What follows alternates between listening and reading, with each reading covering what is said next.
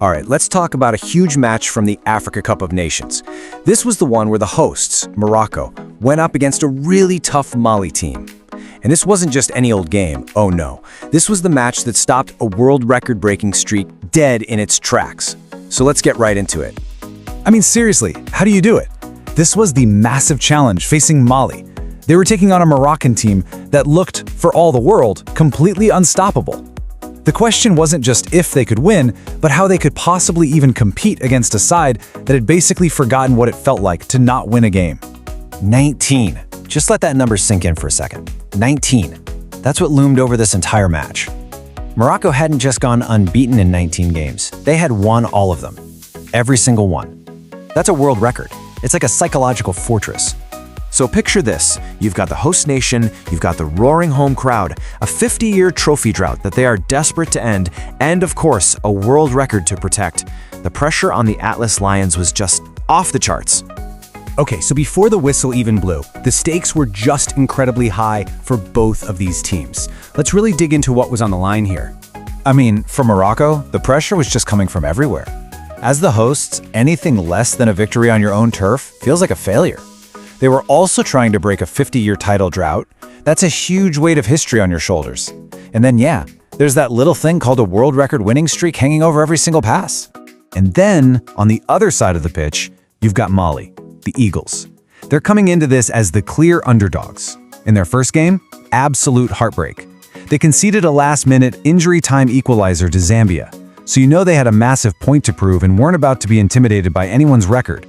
So how did this classic David versus Goliath story actually play out?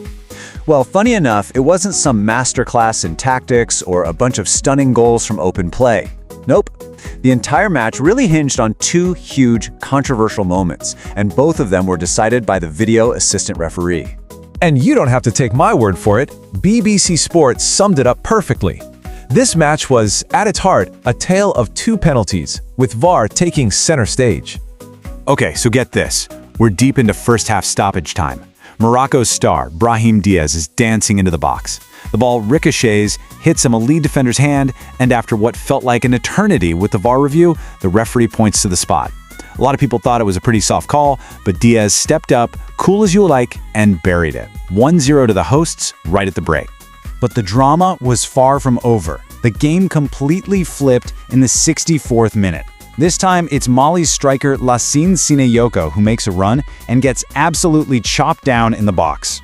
There was no doubt whatsoever about this one. You can just imagine the whistles from the home crowd, but Sinayoko, he held his nerve, blocked it all out, and slotted it past the keeper. 1-1, game on. So the big question is, how in the world did Mali pull this off? How did the underdogs manage to hold the world record holders to a draw? Well, the stats, they tell a pretty fascinating story. The first thing you'll notice is that Morocco completely dominated the ball, with nearly 62% of possession. They were running the show, dictating the tempo. So with that much control, how did Mali not just survive, but actually earn a crucial point? And here's your answer. It's all right here. Mali's game plan was clear. Absorb all that pressure and defend with everything they had. And wow, did they ever. The numbers are staggering. Almost twice as many tackles as Morocco, and look at this, over 4 times as many clearances. They basically built a giant wall, and Morocco just couldn't break it down. And the final unbeatable brick in that wall was their goalkeeper, Djigui Diarra. He was the hero of the day, no question. He made 4 crucial saves, including a fantastic stop to deny Morocco's striker, En-Nesyri. But his biggest moment came late in stoppage time, scrambling to prevent what would have been a heartbreaking own goal. Just an absolutely massive performance. So, a 1-1 draw. What does that actually mean for both teams in the grand scheme of things? Let's look at how this result shakes up the group and what it means for that historic Moroccan run. Morocco is still sitting on top of the group with 4 points, so they're in a great position to advance to the knockout stage. But that crucial point for Mali keeps them right in the hunt, tied with Zambia. This result makes the final match day of Group A incredibly tense. It's anyone's game. And this is the big takeaway. That world record winning streak is over after 19 incredible victories. It's done. But, and this is a really important but, their unbeaten run is still very much alive.